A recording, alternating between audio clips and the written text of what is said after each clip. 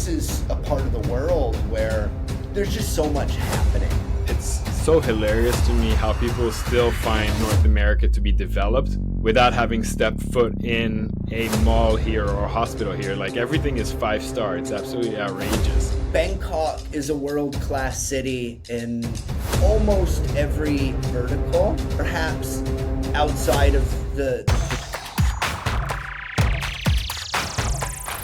Hey, it's Tim. Welcome to Next Big Wave. My guest today is Adam Parker. Adam is just like me, a Canadian who moved to Bangkok to live his dream. Your story is super interesting. The story of how we met all the way to what you've built so far, how young you are. I'm really inspired, so I'm super excited for this episode today. Adam, welcome. Nice to have you on the pod. Yeah, thanks for having me on, man. Cool. So in a few words, I'm going to describe you, but feel free to jump in and correct me at any point. So Adam, how old are you now? 24 still? 25. 25. Cool. So your story, as far as I know, and we've hung out quite a bit in Bangkok, so I know you fairly well. Your story is that you were studying in Canada, then you had a regular job, and your uncle, who was living in Southeast Asia, and more specifically in Bangkok or Thailand, started out of boredom during COVID a YouTube channel to talk about his experience living here. And you being the millennial that you are, you saw an opportunity there. You thought the channel had some legs, and you called up your uncle and said, hey, I'm going to help you build this thing, and let me just take a stab at it, move to Thailand and help you out. Is that correct? Is that where you started? Yeah, that's a pretty fair assessment of the situation. Cool. Okay, so the channel is Retired Working for You. A lot of people know it. It's blown up now. Tell me about the process of how, I described the situation, but tell me about the thought process that went behind picking up from Canada and going on an adventure to Thailand, and what process you went through to build that up with your uncle. Yeah, so I'll just quickly back up for a moment here and kind of paint the picture, fill in some gaps. So I was in university in Canada. I went to a university called McMaster, studied commerce, and I have always been pretty tight with all my family. I'm really lucky in that regard, but on both sides, mom, dad, everybody's pretty close. And my dad's brother, my uncle, his name is Chris Parker. My aunt, and my cousin had moved over to Thailand after he had decided to kind of leave America, leave Canada, take an early retirement after crunching some numbers, and move to Thailand for two reasons. Number one, they had loved it and had been coming here for 20 plus years on vacation. And then two, I think both Chris and then his wife, my aunt, wanted to give my cousins some international living experience. International school in Bangkok, kind of life outside of that North American bubble, right? And so they did that. So it's now 2000. I'm in my final year of university. They had just moved over here. Like I said, I'm very close with my family, and that includes Chris and I. Chris and I had jumped on a FaceTime, and he invited me over to Thailand when I was in university. So I jumped over for 7 days. I came here all the way from Toronto, and that was my first like really big trip. And I realized, shit, man, like there's a whole big world out there, and things are very different in Asia, but there's something cool about it. There's something unique. So the seed was planted. I went back to Canada, back to finish my university degree. And obviously Chris and his direct family stayed here in Thailand and kind of just continued life. That trip prompted me to go ahead and book the classic 4-month, 5-month backpacking trip post-graduation through Southeast Asia. I booked that with a couple of college buddies. Next thing you know, COVID hits. And that trip gets canceled. I don't really know what to do. I just graduated, just got my degree. And so I thought to myself, I guess I'll just start working now. So I'm working downtown Toronto. at a technology company that I had interned at the previous 2 summers. Got into that kind of downtown North American city life, 21 years old at the time, first, I guess, call it big boy job, right? And yeah, I'm doing the city thing, about to start to look at condos down there to rent with some buddies, and yeah, just start a career and start a life in Toronto. I've always been tight with Chris, and we always stayed in touch. And he had started this YouTube channel called Retired Working for You, mostly out of boredom during COVID. It started with push-up live streams, and then he realized that it was something fun, kept him busy, he enjoyed it, and so he started to take it seriously, improve the production quality on the videos. And then I called him up one day on FaceTime and just said, dude, like, you're pretty damn good at making these videos. Definitely better than anything I've seen come out of that part of the world up to that point in time. Like, I think you've really elevated the game of what, YouTube videos, content is coming out of Thailand.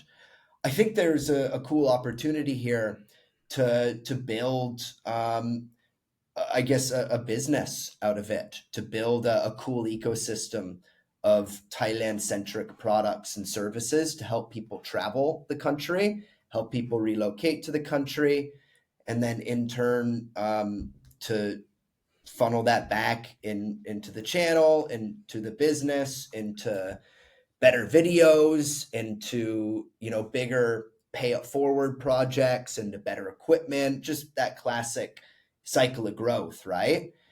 His answer was, Adam, that's a great idea. I think that's super cool, but I just retired, man. Like, I don't really want to go deep in building big things. I just want to make fun videos. But if you want to move over here and put some of what you learned in your schooling to use, see if I can offer any information to you, and just see what you can build, and what we can do together. Why don't you take 6 months and try that? And so I kind of saw that as a pretty awesome opportunity. I had been looking to kind of try life outside of Canada at that point for a bit of time, and the stars kind of aligned. So yeah, booked that one-way ticket smack in the center of COVID, did the 2-week hotel quarantine. No buddies in Bangkok, didn't really know how everything worked here. And yeah, a couple months turned into 3+ years, and here we are today. I'm not working with Chris anymore directly on the Retired Working for You stuff. I have my own things going now, and kind of being my own driver, which is awesome and super exciting. But that was all by design, and yeah, Chris and I are obviously still super close, and we're still always bouncing ideas off of each other and kind of helping each other grow, and feeding off each other's energy. So that's kind of the long-winded story of how I ended up here, and what my journey's been. Love it. Love it. Thanks for the much more in depth recap. I really appreciate it. So, there's so many things to talk about. And obviously, we're going to touch on your own channel, which, by the way, like, super successful start there. So, excited to dig into that a little bit. The first thing I want to talk about is, you're not my typical founder on this podcast. A lot of the people I talk to are more startup founders. Not like that doesn't take anything away from what you're doing, because I think a founder around production, like content creation, I think these days is super powerful, and a lot of companies are going towards that direction. So at this present moment, how many revenue streams does that channel have? I know you're not involved, but I know it's recent as well. So can you walk us through the revenue streams, and maybe, if you're comfortable with it, sharing some numbers as well, so people can imagine the possibilities of this type of business? Yeah, the revenue streams are, I guess there's about 6 revenue streams. There's the AdSense, there's the app, there is the members program, then there's a rental service, So for people that are looking to find a 12-month place to rent in Thailand, Bangkok or Samui or Chiang Mai, we work with some really good agents that we trust, that we feel do business the right way, and connect our viewers to them, and that's been great. Nothing but good positive feedback on that. And then there's a tours company, group tours. So those would be the main revenue streams that are part of that ecosystem. And as far as how much each of them earn go, I'm not going to get into it, but it's definitely nothing crazy, you know, like we haven't gotten rich off of any of this. But it's when I was working there and working with that team, the Retired Working for You crew, it was a nice little family business that supported a pretty awesome life in Thailand. And for me personally, I was able to work with good people, was able to put a little bit of money away every month, and have the life that I wanted. So that's kind of what it yielded, I guess, from a financial perspective. That's what I'm comfortable going into. No worries. Yeah, I feel you. And so now that you've sort of moved and done your own thing, do you want to talk about what that looks like, what you've actually built for yourself, and what your projections are in terms of where you want to go on a personal basis? Yeah, so I stepped away from the Retired Working for You channel and that area of business for no other reason other than I was ready to be a driver myself. Also, I was working with Chris at within all that, right? Working with Chris at that time. And he's just in a different part of life than I am. You know, he had already retired, right? And he doesn't necessarily need any of this, you know? And so he's going to be moving south at some point this year out of Bangkok. And it was just a different part of life that both of us were in. And it wouldn't have made sense for me to bank the next 5, 10, 15, 20 years on a partner or a business partner that is much older than me at a totally different stage of life than me, because he could shut it down at any time and be just fine, right? So I didn't want Hmm. to be in that position. Instead, I'm like, whoa, I've learned a lot during my time in Thailand, both on how to navigate the waters in this country, in business and in partnerships and everything, but then also on this internet game that we a lot of us are playing. Right, I've Hmm. learned a lot on that front, and so I thought, I'm ready to be a driver myself. I feel like I've had this kind of real world master's degree over the past few years, and I'm ready to be a driver myself and kind of put my future in my hands and nobody else's hands. And so that's what I'm doing. So I created something called the Thai Language Challenge alongside Chris, and then Crew Fa, who was one of the staff over at Retired Working for You, but that's not a Retired Working for You project. That's kind of just a partnership between the three of us, and that's going really, really well. I think it's one of the best ways for people to learn Thai outside of going to an in-person school and then chatting daily with Thai friends or Thai partners. So that's going great. And then I have my YouTube channel.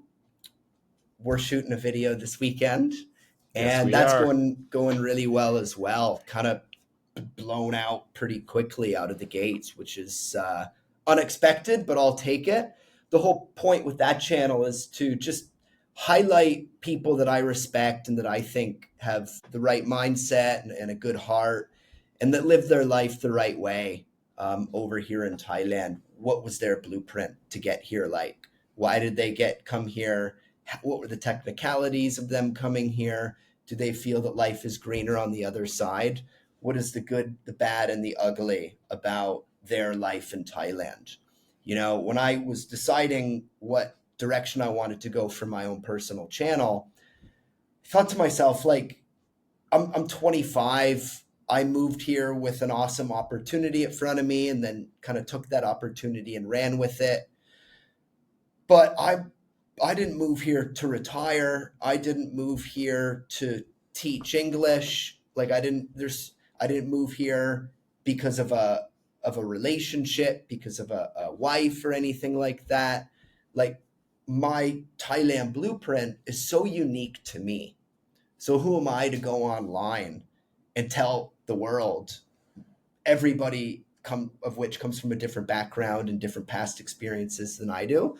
Who am I to tell them how they need to get to Thailand or what life is like in Thailand from only my perspective, because their Yep. background and their experiences and their perspectives would be different than mine. So the best way is to just try to talk to as many people as I can on camera that have made that leap, that have made the move to Thailand, and then ask them and then be quiet. Like, what do they think about life over here? Very cool. And so Yeah, I and I think mean, that format is a cool one because I think it attracts a wide variety of people. I'm only 3 videos in now, but I've interviewed somebody that kind of lives the high life on Samui. Definitely not like a budget expat. Then I've interviewed a good friend of mine that teaches at an international school, a young woman that lives here in Bangkok, Brenna. And then I've interviewed a retired couple that spends the bulk of their time here, and they're from New York. So very different people with very different answers to the same questions, right? So I think that's what makes it a unique format. yeah, I've watched all 3 videos, and it's funny because you'd expect to want to watch only people you can relate to, right? So same age, same style. But it turns out there's a bit of interesting stuff in each video for myself as well. So I really enjoyed them. And stepping a bit away from all the modesty here, your third video is closing in on 100K views. You're less than a month in, so you're absolutely crushing it, which is really impressive. So to me, like the reason I really enjoy talking with you is, first of all, we have a lot in common, but also it's so refreshing to see someone your age like absolutely crushing it, having things under control. Like you're very mature. Everything you've tried, and even if you've iterated on some that didn't work, ultimately like you've got a bunch of stuff going on, all of them working really well. Like the language challenge doing really really well as well. Like lots of potential there, and we've chit chatted a little bit about the ambitions there. I'm super excited to see where it's going. So congratulations on all that success. Super cool stuff. So kind of in line with your channel, I like to highlight the places people are living out of and working in, because the goal here is to expose all of Southeast Asia for how cool it is. And in your case, you're in the same city as I am, in Bangkok. I haven't had too many people on the show from Bangkok, and I really want to kind of highlight the reasons behind you being here and staying here. So if you could kind of talk me through that process, and what I know you chose Bangkok because your uncle was here, but you decided to stay, and there's probably a number of reasons there. So I'd love to hear it from you. Yeah. I think Bangkok is a world class city in almost every vertical. Perhaps outside of the pollution, I think that's the only area where it's definitely not world class. Mm-hmm. Bangkok, it's amazing, man. I think it's way more diverse than people give it credit for. Absolutely, Thailand is a homogenous country, and Bangkok, being the capital of this country, you think that it was equally as homogenous and only Thai, but there's people from all over the world in Bangkok, as well as the very best of Thailand, right? And so that means that when it comes to all the different activities and attractions and restaurants and cafes and nightlife, you get such a worldly variety.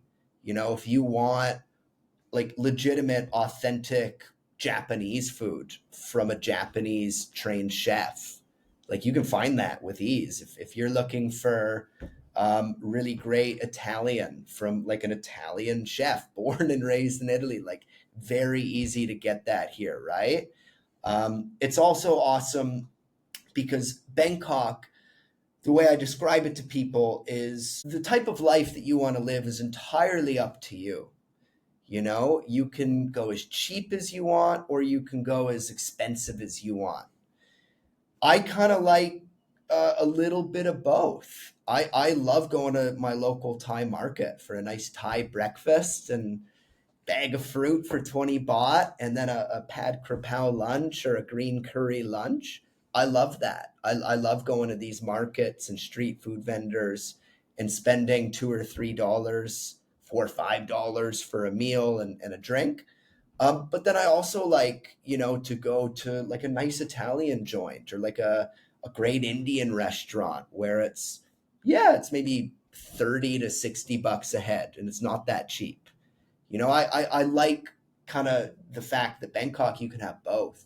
Like where we're from, and we've talked about this a lot, you just, you can't escape the priciness. Like even if you're Hmm. going for a basic lunch, you can't escape Yep. crazy taxes on everything, Tips wild tipping culture, and then like really really high base prices for for something sure. as normal as like like a pad thai in Toronto. That'll Oh set you my back god. like 15 That bucks, man, plus 15 tax at the very plus least, yeah. tips. Hmm. So you don't get kind of both sides of the equation in a lot of the cities that I've been to around the world, right? I've been all over the US, Hmm. Canada, and then a decent chunk of Europe. And yeah, you just, that variety is there, but when it comes to like the cost of it and like regular people being able to enjoy it, it's difficult, man. And so I think that's where Bangkok shines. It's also a great regional hub for anybody, for retirees, for business owners, for those just traveling. Like Bangkok, if you drew a circle that represented a 3 hour flight radius around this city, it's like you have a crazy amount of cool spots that you can get to for fairly cheap and obviously under 3 hours, right? Like you For have sure. you have the whole Indo-Chinese peninsula, Vietnam, Cambodia, Laos, Malaysia, Singapore. Indonesia's a bit outside of that 3 hour bubble, I think, but not by much. Same with I mean, for Nepal. 4 hours you're in India, so it's crazy. Yeah, like 5 hours you're in Korea, right? Like Yep. this is a part of the world where there's just so much happening. It feels like the ground moves beneath your feet in Southeast Asia. And for me, at this point in my life, anyways, that's very attractive. I like the hustle and bustle of it all. And I think Bangkok is one of the key cities that is driving that hustle and bustle in this region. Yeah, one of my favorite topics when talking about the comparison between North America, Europe, and Bangkok specifically is people are always worried about infrastructure like subway, hospitals, malls. Like it's so hilarious to me how people still find North America to be developed without having stepped foot in a mall here or a hospital here. Like everything is 5 star. It's absolutely outrageous. So that's really cool. I mean, all of those things we've obviously talked about. I agree on every point. Even the pollution thing, which to be honest, we've been fairly lucky recently.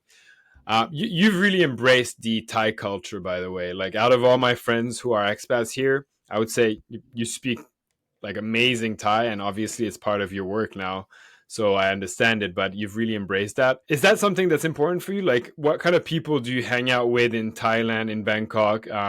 You've probably got a very different sort of group of friends and ecosystem than a lot of the people I speak to myself. So I'd love to hear that from you. Yeah, I love Thailand, man, and I love Thai people. I love Thai culture. There's very little I don't like about Thailand, and so for sure I've embraced it.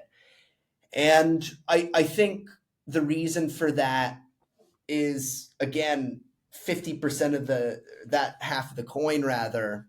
of embracing life in Thailand, I think is just like a deep respect for the people here and the culture here. But then I think the other side of it is moving here at a pretty young age. Like I moved to Thailand when I was 21, right? I'm Yep. 25 now, or 22. Sorry, I moved here when I was 22, 25, turning 26 soon. Those are kind of like formative years for establishing like the bedrock of friendships, of the way that you think, and kind of the direction that you want to set for yourself in your 20s and beyond, you know? So I think that's the other kind of half, the other side of why I've embraced this Thailand life so much. To answer your question directly, though, who am I hanging out with? Yeah, a mix of people, man. I got a lot of awesome Thai friends that are doing cool things themselves here in Bangkok, whether they're business owners, whether they're employees in big Thai companies. I got a lot of really great Thai friends. I got a lot of cool foreign friends that are doing different things. Some of them are doing the classic kind of teaching route, at least for now. Not too many of them want to stay in that forever, but Hmm. that's what they're doing now to kind of fund and fuel their life in Asia for the time being. A lot of great teacher friends. I got a lot of great buddies like you that are still young, but a little bit older than me, who I kind of see as almost like an older brother. So I got a lot of people like you that I hang out with. You know, have had some success in a previous life or a previous career, and then have kind of moved to Southeast Asia or back to Southeast Asia for lifestyle purposes. Hmm. I would say that's the bulk of my buddies are would be people kind of like yourself. Yeah, that's who I'm hanging out with. Sounds good, man. Yeah, super diverse type of group. I love that. I think it's really cool stuff. Speaking of establishing yourself here, though, you're in business. Has it been easy as a foreigner to establish a business here? Have you found? Yeah, I mean, there's definitely hoops that you have to jump through. So I have a Thai corporation that I set up. That's definitely it's all above board. It's there's real Thai staff. I pay taxes. It's related to what I do. Like I have what's called a non-B visa and then a work permit. And it wasn't like super easy to set that up.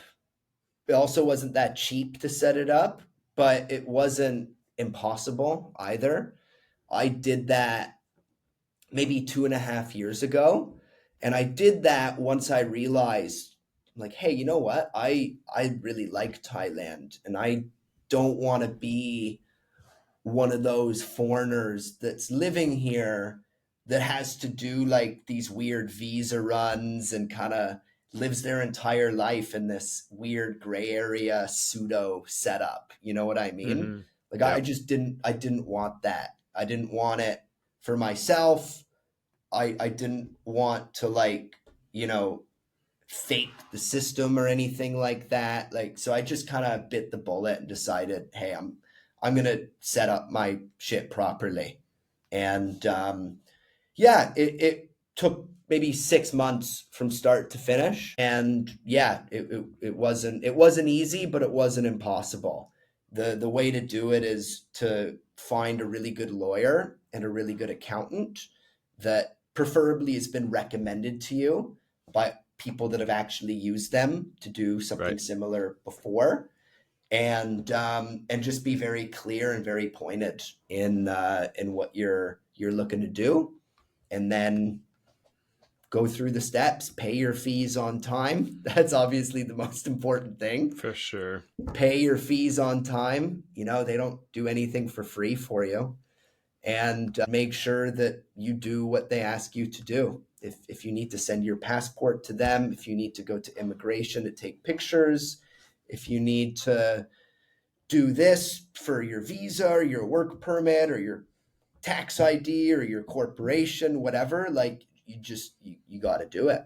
Yeah. And yeah, That's yeah. still So something where they're behind, right? In Asia, I find in Canada, you just log into a website, pay $700, you're incorporated the next day, go to your bank, open an account. It's super easy. I think that's something Southeast Asia still could improve on, and I'm sure they will ultimately. I mean, my situation with the smart visa, there's all these initiatives that are coming in for foreigners to incorporate here. So we'll see what happens.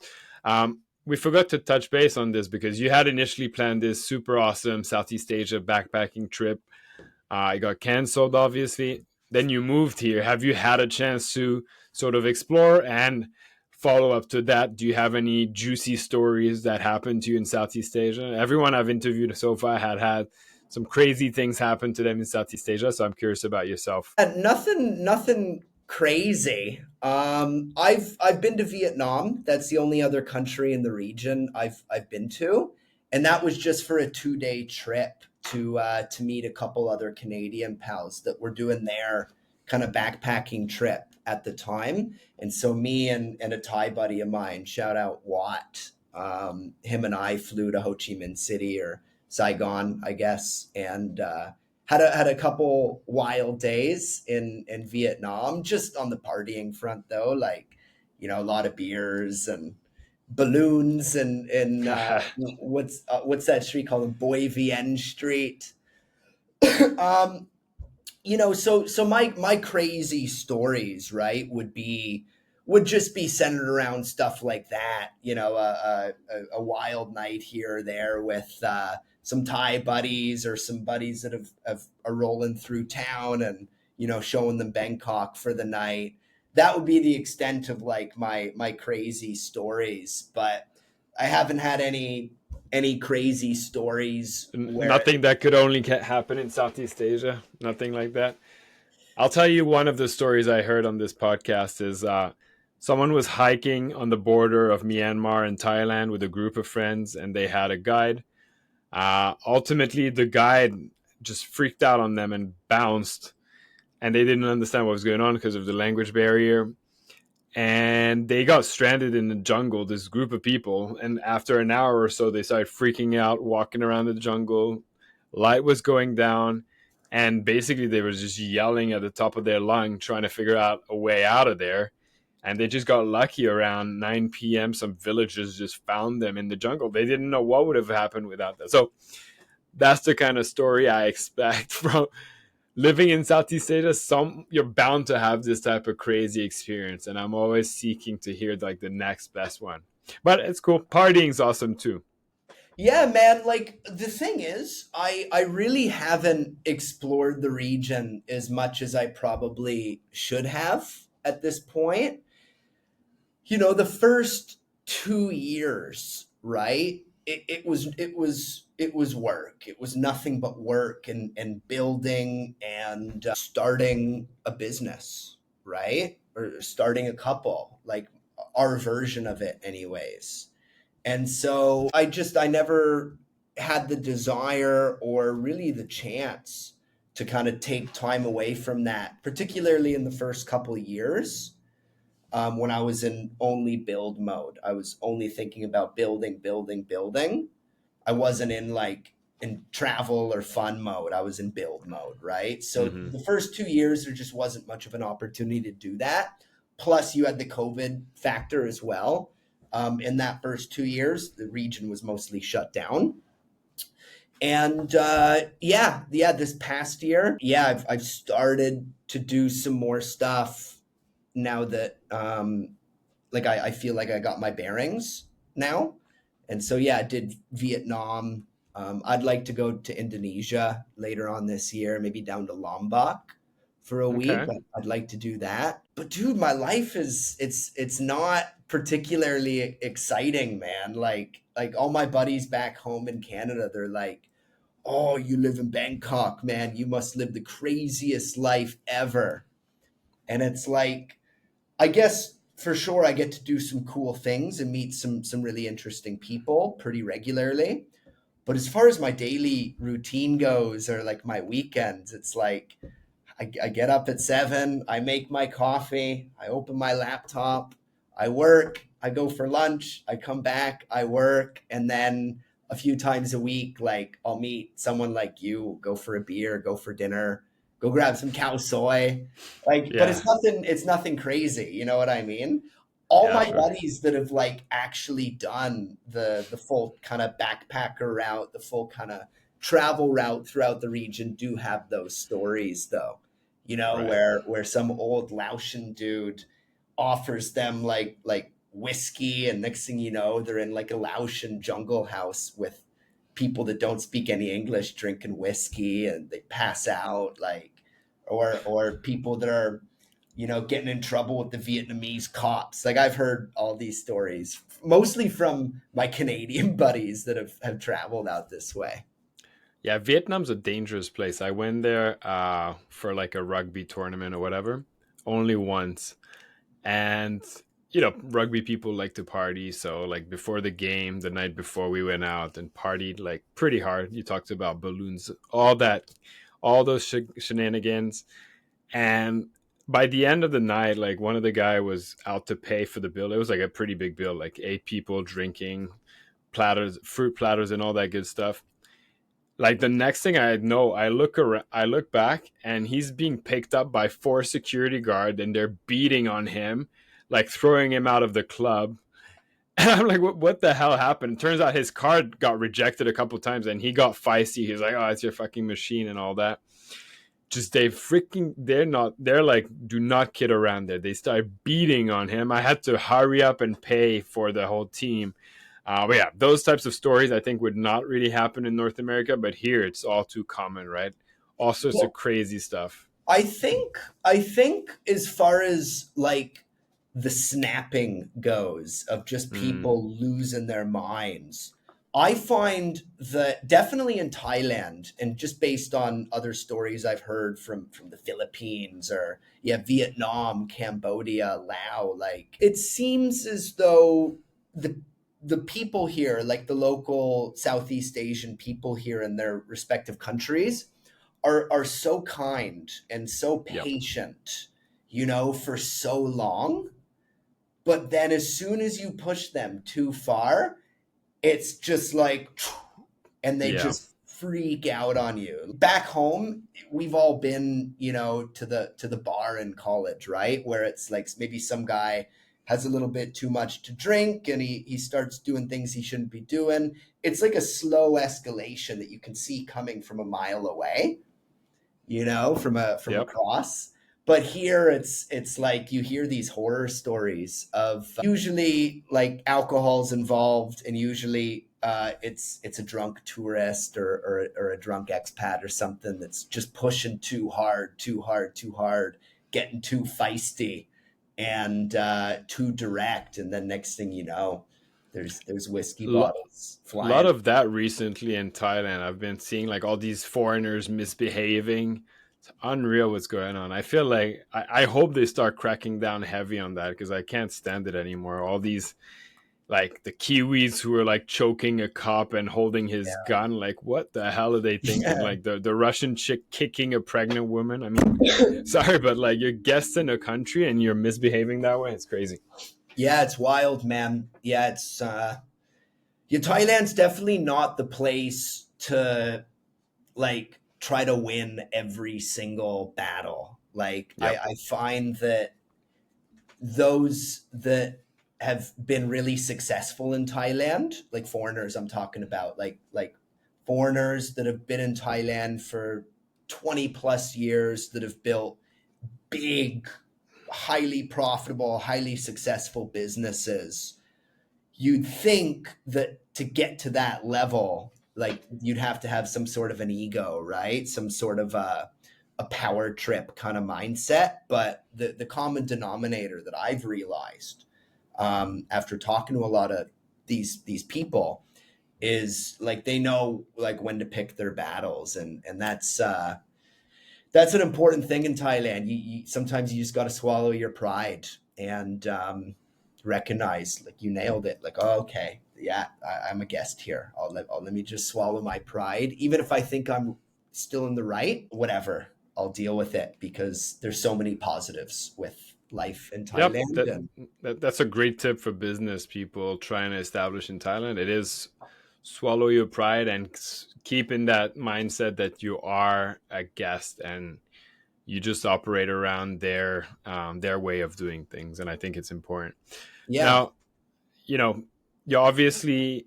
I'm going to go back to business a little because that's the theme of the podcast. But sure. you decided at 21 to move away from your comfortable corporate job. Most people that I talk to who are entrepreneurs, and this includes you, they have something, a chip on their shoulder, if you will, that made them turn to entrepreneurship.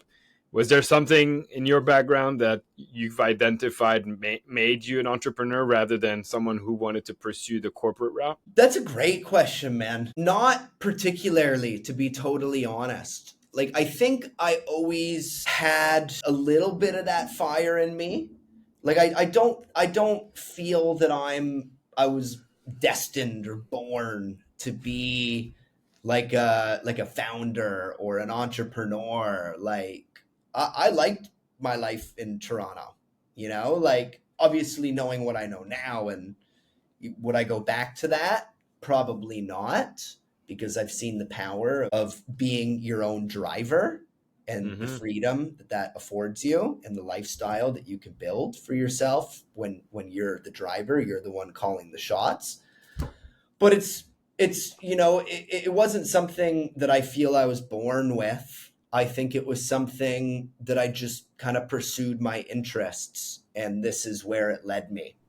And then this where I'm at now is definitely not the end. Like I still I know got that. a I know long it. a long way to go, a lot more to learn, a lot more to do, and hopefully a lot more fun times to be had. But yeah, it was never a moment, man. I think I always just kind of pursued what I was interested in at that time, and then the butterfly effect rather kind of did its thing. Yeah, for you, it seems more that you got exposed to something you weren't necessarily aware of, and that kind of helped with your decision. So interesting way of looking at it as well. And you talked earlier about transitioning to this career. Are there some inspirations that you kind of look up to, people in business or in content creation, because it is your field? Anyone you look up to that you've tried to emulate in your own career? Yeah, I look up to a bunch of people, man. But I look up the people I look up to. I look up to for different reasons. I look up to my dad as somebody that, like, just I feel mastered the art of just being an awesome dad, being like the leader of the house, taking care of the family, and just being like that rock for everything. So I look up to my dad for that. And then there's people, I'm not gonna name them because they like their anonymity, but there's people, foreigners, that have built businesses here in Thailand that are very, very successful, that I respect deeply and that I look up to. And the reason I look up for them is because they did something that's really, really hard to do. Like most people that move over here that want to start something and be a founder, they're probably going to fail at least the first, second, or third time. Hmm. And then even if they succeed, like how long is their runway, right? So these people that I'm referring to now, they've been doing it for 20 plus years, and they've done it all in Thailand, and they've done it really, really well in a bunch of different industries, in education, in real estate, in e-commerce, in a bunch of different spaces. So I look So up to your those people. inspiration, sorry to cut you off, seems like your inspiration is much closer to home than a lot of people who are, let's say, inspired by Elon Musk or whatnot.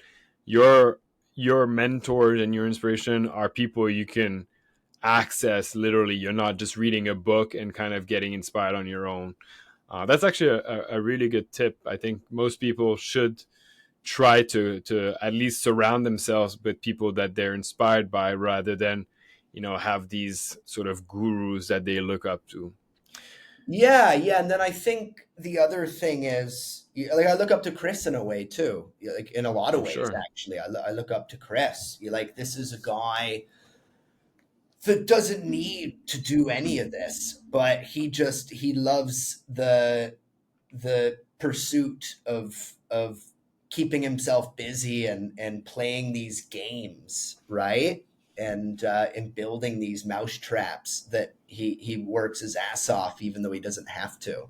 So I look up to Chris in that way. Like, yeah, but to what you had just said, 100%, man. Like, I don't particularly get inspired by people that I'm so far removed from.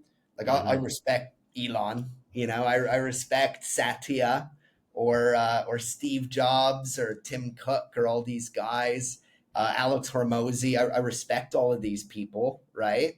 But it's not like I'm inspired by them. I'm inspired by the people that are close to me. Cool.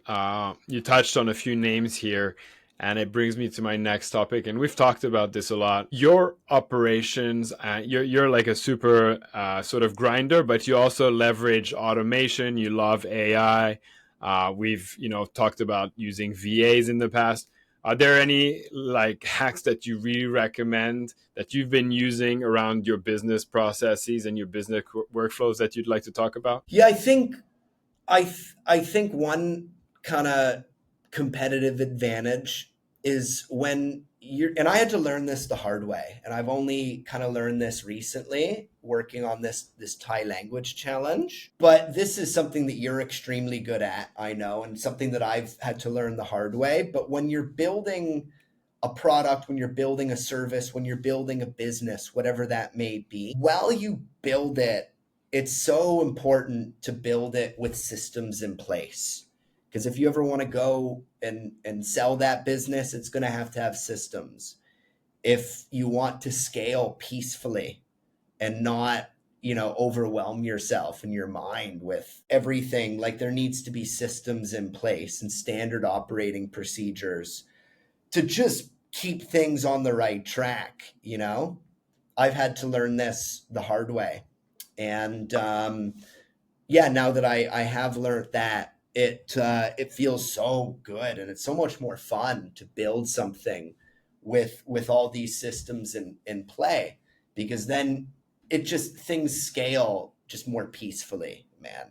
Like, if you don't have your systems in play, yeah, you can scale just by grinding your way through it, but it's so chaotic, man, and it can get so stressful. And so you're better off to, like, go slower, build your systems, build your templates, build your processes. And yeah, I think that's a better way to do it. And that's like the number one focus I have in this new chapter for myself, anyways. What's your favorite system you've built for yourself that you're leveraging right now? If you can describe it in a few words. Automated emails, pretty great. Different sequences to onboard people, to onboard customers, to onboard partners, to onboard staff. Email automation's great through different softwares like Kajabi. I'm a big fan of Kajabi. I'm also a big fan of the whole VA setup. So again, when you build systems, if you do it properly, basically you're writing job descriptions as you build your company or you build your product or you build your service. And so you go through it yourself, you learn the ins and outs of that. And then when you're ready to kind of focus on the next thing that's going to drive more growth for whatever you're doing, and you need to backfill what you were previously working on, well, great, you have a full job description, a full system laid out. Go hire a VA. Like, and for those that don't know, a VA is a virtual assistant. And we used somebody that you had actually recommended out of the Philippines, and she was an absolute rock star, man. An absolute rock star. Glad to Amazing, hear it. yeah, amazing English. A great critical thinker. Like, you only needed to kind of instruct her on how to do something once, and then if an error was made, it was usually very minor, and then it would never ever happen again. So Yeah, yeah. Like I love the VA setup, and then I love email automation when it comes to onboarding. Do you use Notion at all? I know that is the thing that I like to use the most right now to build systems. Do you use it? Yeah. I have in the past. I've managed a few different things, both on the work front and then just like personal scheduling stuff. I've used Notion. I'm not using it right now, though. When it comes to that sort of software, for me, the most effective, don't have any examples right now, but I'm old school with like to-do lists, and then Mm, like product journeys or build out journeys. Like I've used a lot of them. I think there's one called Atlassian, there's one called Jira. Like I've used yep. all of these drag and drop like workflow builders. And but for me, I've realized that I just like to write a to-do list every day, and I write the to-do list the night before, so then I wake up and I know what I got to do this the next day. Fair enough. Fair enough. Yeah. We're getting close to the 1 hour mark. So one segment I usually do at the end of the episode is the previous guest that I hosted. They ask a question to the next guest without knowing who will be on. And similarly, you'll be asking a question to the following guest. So the question that I had from the last guest, and you're quite young, so you might not relate as much, but let's see. If you were to raise a child in today's generation and today's era, what are the things that you would prioritize teaching them and make your child learn? Yeah. Yeah. Again, I'm gonna come at this from a perspective of like I don't really know what I'm talking about in that regard, but I'll take a shot at it. I think I would probably raise a kid with family and family values at the core of everything. And again, I say that just because me, my sisters, cousins, grandparents, parents, uncles, aunts, like in my family, we're all so close, even though we're all adults now. And we all remain so close. And it's because when we were growing up, we made an effort, all of us, to do Sunday hangouts or go to each other's houses to watch the Saturday night hockey game, like support each other, go to each other's sporting functions. Like, yeah, we all lived busy lives. People were working, kids, cousins, sisters enrolled in school and enrolled in extracurricular sports and stuff. But all of us made a point to like, yeah, keep family high on the priority list. And so that'd be the main thing I would raise a kid with That's is a cool. I heavy completely focus agree on with you. family. And I have the same values. So, my biggest question as a follow up to that is our families are abroad, same as you. How do you think we're going to be able to emulate that same sort of family bonding time while being so far apart? Well, it's tough. It's tough, right? I think if you and I end up, and it feels like this is going to be the case for both of us as we enter that chapter of having families, it's going to be a case of lots of trips back. And then, our parents and siblings making trips here. And then FaceTime and making a point to stay updated with each other. I talk to my dad at least 3 or 4 times a week on FaceTime. I talk to my mom probably once a week on FaceTime, and then my sisters each a couple times a month on FaceTime. And then group chats and text messages with all buddies. But then all of us make a point to see each other in person. I was just spent 3 weeks in Canada visiting friends and family back there. And then on the Hmm. contrary, my family has come to Thailand twice now in 3.5 years living here, right? I've had like 19 or 20 Canadian buddies roll through Thailand. Damn. So I've been really lucky, man. Like everybody just has made the effort on all sides. I have, but so have they. And I think that's probably the only way to do it is people like you and me, and then the people that we're closest to in our lives, friends, family back home or wherever. Everybody's just going to have to make a bit of an extra effort, and there's no other way around that. Agree. Cool. So, what question are you going to ask the next guest? Dude, I wish I knew this was coming, man. I could have put some Gotta thought. improvise. I know. Are you optimistic about the next 10 years or pessimistic? That's a really touchy topic these days. We'll see what people say. Cool. And before I let you go, do you want to shout out to anything? A shout out to you for doing what you're doing. I think entrepreneurship landscape in Southeast Asia needs this, and then I think, if you take what you're doing here and you run with it and you build it, I think you're really onto something special for helping other people come to this amazing part of the world that has so much opportunity for those with the right attitude and the right mindset.